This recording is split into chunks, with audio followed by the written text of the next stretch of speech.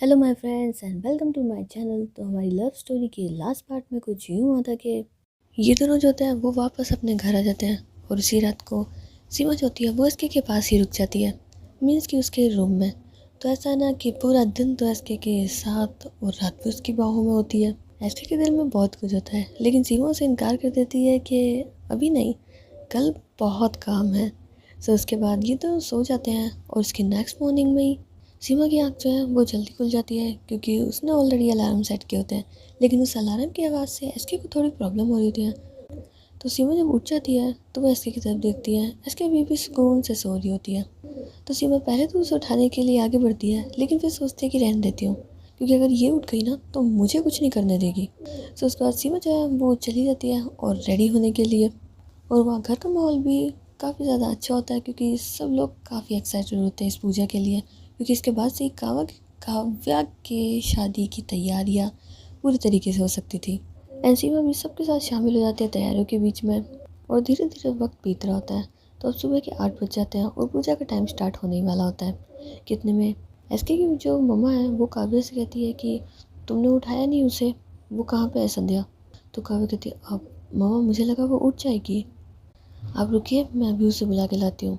तो उनकी मम्मी कहती रहने दो, तुम यहीं रुको, तुम्हारी यहाँ ज़रूरत है। एक काम करते हैं, हम सीमा को भेज देते हैं। तो तुरंत ही सीमा को आवाज़ देते हैं और सीमा जो है वो अपना सारा काम छोड़ करके एक अच्छी बहू की तरह अपनी सासू माँ के पास आ जाती है कि हाँ जी।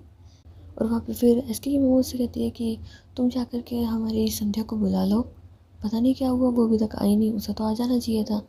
तो सीमा जो है वो काव्या की तरफ देखती है, काव्या कुछ नहीं कह रही होती। तो सीमा कहती है ठीक है मैं बुला लेती हूँ। तो उसके बाद सीमा जो है वो हंसते खेलते खुशी खुशी से जो एसके के रूम में जा रही होती है। लेकिन जब वो रूम का दरवाज़ा ओपन करती है तो वो देखती है कि एसके अभी तक सो रही है। तो उसे थोड़ा सा गुस्सा आ जाता है और नाराज़गी भी होती है। हद है, हम सब लोग काम कर रहे हैं और ये जनाब सुकून से अपनी नींद का लुत्फ़ उठा रहे हैं, ये बहुत गलत बात है। लेकिन सोते हुए कितनी प्यारी लगती है ना ये। तो सीमा जो होती है वो दरवाजे से ही एसके की मासूमियत को देख रही होती है। लेकिन फिर धीरे धीरे वो उसके करीब आने लग जाती है, उसके साथ ही मतलब फिर वो उसके बेड पर बैठ जाती है, उसके बस फेस को निहार रही होती है। सोते वक्त जो मासूमियत एसके के चेहरे पर होती है, सीमा उसे अपने दिल में उतारने की पूरी कोशिश में लगी होती है। मगर फिर उसे याद भी आता है कि वो यहाँ पर एसके को निहारने नहीं उसे जगाने आई है। जिसके बाद वो एसके से कहती है कि लेकिन उसके कान में कि हेलो गुड मॉर्निंग, अब तो उठ जाओ तुम। Oh my sweetheart, good morning हो चुकी है। जिसके बाद एसके जो है वो एक बार अपनी आंखें खोलती है और सीमा को जब अपनी आंखों के सामने पाती है तो वो उसका हाथ पकड़ के अपने सीने से लगा के फिर से अपनी आंखें बंद कर देती है। तो सीमा जो है वो उससे अपना हाथ छुड़वा ही होती है मगर नहीं छुड़वा पा रही होती। तो एसके जो है वो उसको अपनी ओर खींचते हुए बिल्कुल अपने ऊपर ले लेती है। तुम मेरे पास ही रुक जाओ ना यहाँ पे, क्या ज़रूरत है तुम्हें मुझे उठाने की, ये सपना बड़ा खूबसूरत है। तो सीमा जो है उसके एक गाल के ऊपर किस करते हुए, ये सपना नहीं है, मैं हकीकत में तुम्हारे सामने हूँ। अब अगर तुम्हें ये सपना मान करके इस खूबसूरत से मौके को गंवाना है तो वो तुम्हारी पसंद है। तो उसके बाद एसके जो होती है वो अपनी आंखें बोलती है सच में। तो सीमा जो है वो उसके प्यार से नोज़ को टच करते हैं, हाँ सच में। तो एसके जो है वो उसे कमर से पकड़ के बिल्कुल अपने बेड पे गिर देती है और खुद उसके ऊपर आके क्या बात कर रही हो, इस सपने को मैंने इतनी बार अपने सपनों में देखा है ना कि अब तो मुझे हकीकत भी सपना सी लगती है। तुम मेरे सामने मेरे रूम में मुझे उठा रही हो इतने प्यार से, हे भगवान, बस ये दिन ख़त्म नहीं होना चाहिए, ये मोमेंट नहीं ख़त्म होना चाहिए। बाकी की लाइफ देख लेंगे पर इस वाले मोमेंट को तो आज मुझे जीना ही है। तो सीमा जो है वो उसके दोनों गालों के ऊपर हाथ रखते हुए, हाँ पर बाद में जीना, अभी आपको कोई इंतज़ार कर रहा है। तो ऐसे जो है वो सीमा के हर्ट की तरफ देखते हुए, और रियली में, पर मैं तो यही हूँ। तो सीमा उसके नज़रों को खुद से हटाते हुए, हेलो मैं मेरी बात नहीं कर रही हूँ, आपके घर वाले इंतज़ार कर रहे हैं कब से आपका। उन्हें लगा था आप नहा धो के रेडी होंगे लेकिन आप तो जनाब अपनी नींद के साथ बड़ा खुश थे। अब मैं उनको जाके बताऊँ आपकी खुशी का राज। तो इसके जो है वो सीमा से हट करके अपने बेड पर लेट जाती है। अरे यार मैं कैसे भूल गई, पर एक सेकंड, मैं कैसे भूल गई। तो वो तुरंत ही खड़ी होती है कि मुझे जल्दी से रेडी होना होगा। तो सीमा कहती बस मैं उसी के लिए आई थी यहाँ पे, जल्दी से नहा लो। तो उसके हाँ बिल्कुल। तो उसके बाद एसके जो होती है वो नहाने चल जाती है और सीमा जो है वो एसके के रूम से जा रही होती है लेकिन फिर रुक जाती है, कहती है कि नहीं, आज तो मुझे इनकी प्यारी सी ज़िंदगी होने का, मतलब बेटर हाफ होने का कोई तो काम करके जाना चाहिए। मेरी प्यारी सी स्वीटहार्ट जो है वो काफ़ी ज़्यादा परेशान है, तो क्यों ना इनकी परेशानी का थोड़ा सा हल किया जाए। जिसके बाद वो इसके कपड़े जो है वो निकाल करके साइड में रख देती हूँ और उसकी बाकी की ज़रूरत का सामान भी। सीमा ये सब कुछ कर ही देती है कि इतने में एसके जो है वो जल्दी से रेडी होकर, मतलब नहा करके बाहर आ जाती है। और वो देखती है सीमा को ये सब कुछ करते हुए, तो उसे पीछे से कर लेती है। क्या बात है, इसे कहते हैं परफेक्ट लाइफ पार्टनर। तो सीमा जो है वो ब्लश कर रही थी, हाँ पर अब मैं कुछ जाना भी है, क्योंकि मुझे परफेक्ट लाइफ पार्टनर के साथ परफेक्ट बहू होने का फ़र्ज़ भी थोड़ा सा निभाना पड़ेगा। तो अभी तो मैं चलती हूँ, तुम जल्दी से तैयार होकर के आ जाओ, क्या है ना कि इंतज़ार कर रही हूँ मैं तुम्हारा। सो उसके बाद सीमा जो है वो वहाँ से चली जाती है और इसकी इसी खुशी में मगन होती है कि चलो कुछ भी हो ठीक है, इसने मुझे अपना मान रखा है। सो उसके बाद एस के जो है वो जल्दी से रेडी होकर के सबके पास नीचे चली जाती है और पूजा स्टार्ट हो जाती है। लेकिन इसी दौरान में काव्या जो है वो अभी भी सीमा से नाराज़ होती है, जिसकी नाराज़गी उसको, मतलब जिस जो नाराज़गी जो है वो साफ नज़र आ रही होती है। काव्या बहुत सी जगह सीमा को ऐसे इग्नोर कर देती है जैसे वो वहाँ पे है ही नहीं। और ये बात जो है वो एसके को बहुत ज़्यादा बुरी लग रही होती है कि दीन अभी तक इसे माफ़ नहीं किया। और माफ़ी तो बहुत दूर की बात है, गलती क्या है उसकी, बस इतना ही ना कि हम दोनों एक दूसरे को पसंद करते हैं। एसके ये सब कुछ सोच रही होती है कि इतनी सीमा जो है वो उसके पास रहती है, उससे कहती है तुम क्या सोच रही हो। तो ऐसे कहती कुछ नहीं, बस यही कि दी ने अभी तक तुम्हें माफ़ नहीं किया है और ना ही उस तरीके से अपनाया जिस तरीके से वो तुम्हें पहले अपनाती थी। तो सीमा जो है वो इसके को हक कर लेती है, हाँ तुम ठीक कह रहे हो पर परेशान मत हो। तो इसके जो है वो उसका फेस अपनी तरफ करते हुए, आर यू श्योर कि ये परेशान होने वाली बात नहीं है, तुम खुश हो ऐसे भी। तो उस बार के लिए तो सीमा की जो आंखें हैं वो थोड़ी सी नम हो जाती हैं, नहीं मैं बिल्कुल नहीं हूँ। और ऐसा बोलते हुए वो इसके के सीने से लग जाती है। पता है, एक दी ही थी जब मैं यहाँ पे आई थी जिन्होंने मुझे सपोर्ट किया था, अपना माना था, प्यार दिया था। और जब वो मुझसे इस तरीके से नाराज़ रहती है ना तो मुझे बिल्कुल अच्छा नहीं लगता, बिल्कुल भी अच्छा नहीं लगता। तो इसके जो है वो सीमा को हक करते हुए, तुम फिक्र मत करो मैं सब कुछ ठीक कर दूँगी।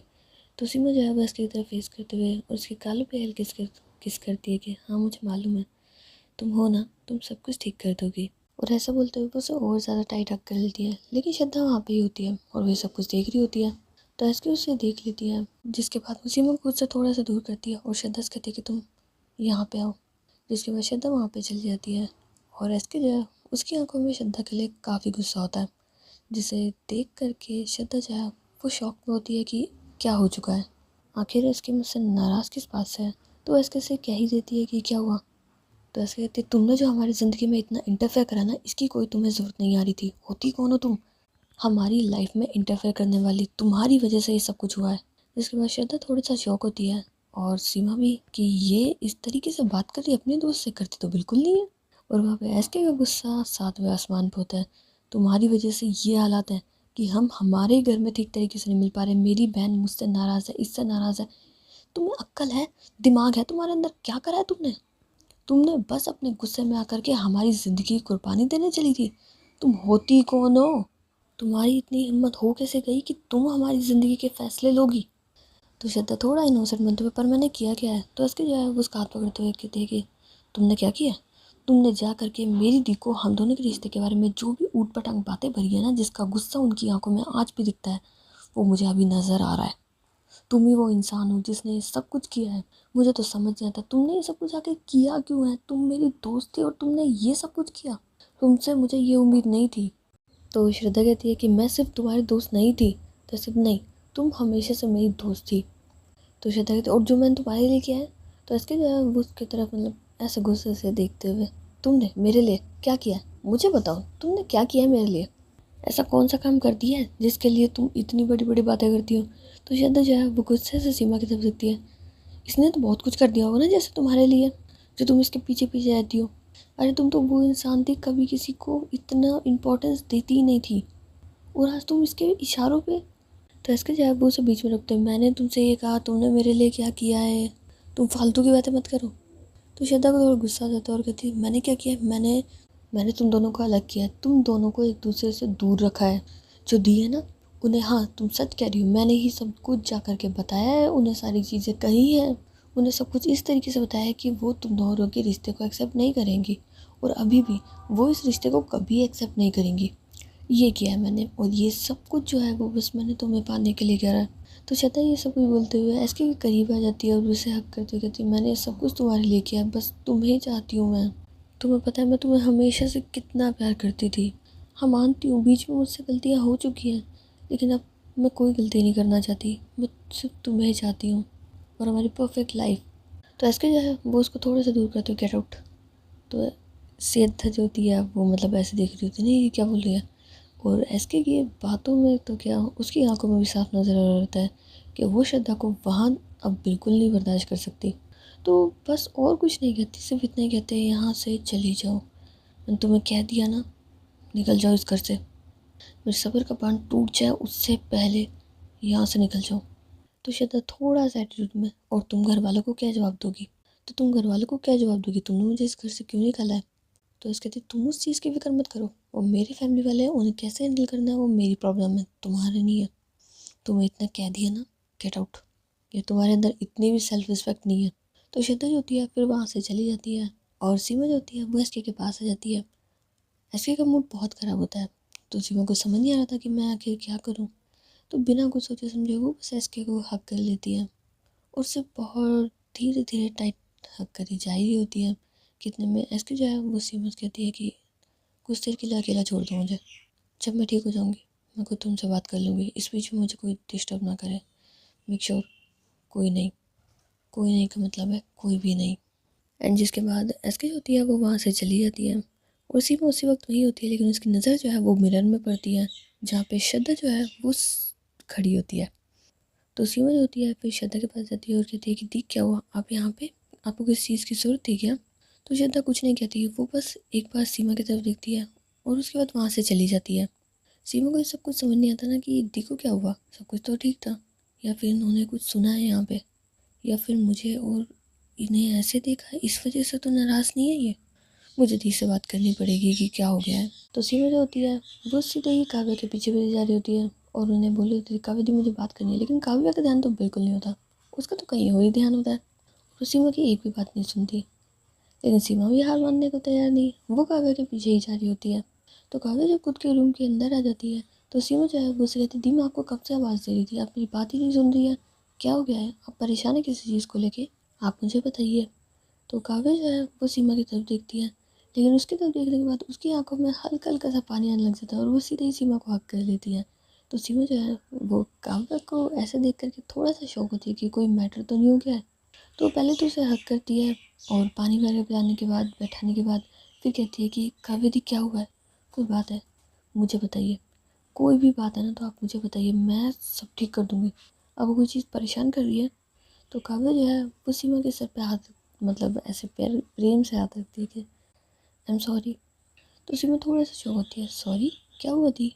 तो काव्या जो है वो सीमा को हक कर लेती है, कुछ नहीं हुआ, बस मैं तुमसे माफ़ी मांगना चाहती हूँ। पर दी ऐसा क्या हो गया जिसके लिए आप मुझसे माफ़ी मांगना चाहती हैं, और कुछ भी हुआ हो आपको मुझसे माफ़ी मांगने की कोई ज़रूरत नहीं आ रही है। तो काव्या जो है वो सीमा को हक कर लेते हैं, नहीं कुछ चीज़ों की माफ़ी मांग लेनी चाहिए। तो सीमा कहती नहीं दी, आप मुझसे बड़े हो, आप मुझे कुछ भी कह सकते हो, तो आप किसी भी चीज़ के लिए कभी भी मुझसे माफ़ी नहीं मांगेगी। लेकिन इतने में काव्या की जो मम्मा है वो वहाँ पे आ जाती है, जिसके बाद सीमा जो है वो काव्या से कहती थी आई थिंक उन्हें आपसे कुछ काम होगा, मैं चलती हूँ, मैं आपसे बाद में मिलती हूँ। एंड इसके बाद सीमा जो है वो वहाँ से चली जाती है, लेकिन वहाँ से जाने के बाद सीधा वो अपने प्यार मोहब्बत इश्क मतलब कि एसके के पास जाती है। एसके अभी भी मूड ख़राब लेकर के खड़ी होती है, तो सीमा जो है वो उसके पास जा करके उसके गाल पे हल्के से किस करती है। तो एसके जो है वो उसे कहती है कि यार कुछ देर और मुझे थोड़ी देर अकेले रह दो, और मैं तुम्हें बोल के आई थी कि कोई डिस्टर्ब ना करे, पर तुम। तो सीमा जो है वो उसके दूसरे गाल पे भी किस करके कहती है हाँ तो कोई मैं थोड़ी ना आती हूँ, मैं तुम्हारी जान हूँ, तुम्हारा धड़कन हूँ, तुम्हारा प्यार हूँ, कोई थोड़ी हूँ मैं। अब तुम अगर मुझे ये सब कुछ नहीं मानती हो तो बता दो मुझे, नहीं मानती हो तो इसके जो है वो उसकी तरफ टर्न होती है, मैं तुम्हें सब कुछ मानती हूँ, मेरा मेरी पूरी ज़िंदगी हो तुम, लेकिन कुछ देर मैं अकेले रहना चाहती हूँ, तो मेरी ज़िंदगी। तो सीमा जो है वो उसकी कहती है बस अपनी ज़िंदगी को उससे दूर कर लो तुम, और कुछ नहीं आता तुमको। तो इसकी जो है वो टर्न कर लेती है, सीमा ने तुमने कहा ना कुछ देर, तो सीमा जो है वो उसे हक कर लेती है, कुछ देर क्या, कुछ देर मुझे दे दो, तुम्हारा गुस्सा शांत कर दूंगी। तो इसकी जो है वो उसकी तरफ टर्न हो गया, अच्छा ऐसा क्या करोगी तुम। तो सीमा जो होती है वो बिना कुछ सोचे समझे अपने लिप्स जो है वो इसके की लिप्स पे रख देती है, हालांकि किस करना शुरू नहीं करती, बस एक दूसरे के लिप्स को एक दूसरे के लिप्स से मिला देते हैं ये दोनों। जिसके बाद एसके की धड़कन जो है वो एक बार के लिए तो बहुत ज़्यादा तेज़ हो जाती है और सीमा जो है उसकी धड़कन भी काफ़ी ज़्यादा बढ़ जाती है। जिसके बाद एसके जो है वो सीमा को उसकी कमर से पकड़ के अपने ओवर क्लोज कर लेती है एंड एस सीमा जो होती है वो अब एसके के लिप्स के ऊपर किस करना शुरू कर देती है। पहले तो वो बहुत धीरे सॉफ्टली किस कर रही होती है, लेकिन फिर उसे न जाने क्या हो जाता है और वो एसके के दोनों हाथों को अपने हाथ में पकड़ के उसको थोड़ा सा वाइल्ड तरीके से किस करने लग जाती है। एंड किस करते करते वो उसके लिप्स के साथ साथ उसके चिक्स पे भी किस कर रही होती है, उसकी नोज़ पे भी एंड अगेन उसके लिप्स पे हल्के हल्के से, कभी वाइल्ड तरीके से, बड़े प्रेम से किस कर रही होती है। कुछ देर तक ऐसे ही किस करने के बाद एसके जो है वो सीमा को थोड़ा सा दूर करते हुए कहती है तुम, लेकिन सीमा जो है वो दोबारा से उसको पकड़ती है, उससे कहती है चुप, अब कुछ नहीं कहना तुम्हें मुझसे, मेरी हो तुम, मेरा जो दिल करेगा वो करूँगी, चुप हो जाओ बस। तुम्हें कुछ देर चाहिए थी ना, मैंने तुम्हें दी, अब मुझे तुम चाहिए हो, तो तुम मेरी बात मानो और मुझे मिल जाओ। मैं और कुछ नहीं सुनना चाहती हूँ तुमसे।